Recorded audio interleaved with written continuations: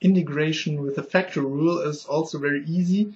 We just let the factor be where it is, right? It doesn't change, it just stays there where it is. So that's basically the factor rule. And I will also show you an example on that.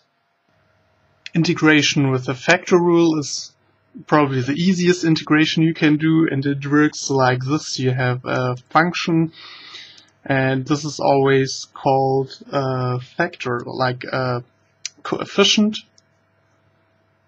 and in front of x. And this we call a factor or a coefficient.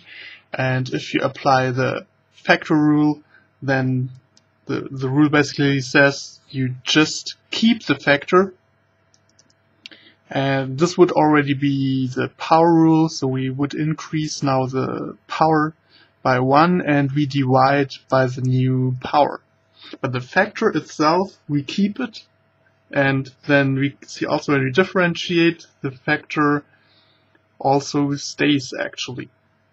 So we can calculate this. This would be 5 divided by 2x, and if we differentiate again, we would receive, but we would multiply it by the power, and then we receive again 5x. But one thing I forgot, but you shouldn't forget it, is always plus the c, as indicated here in the index. We always have a c because we don't really know when we integrate did we have a c before or didn't we have a c before? We don't know, so we always have to add the c because when we differentiate, the c disappears.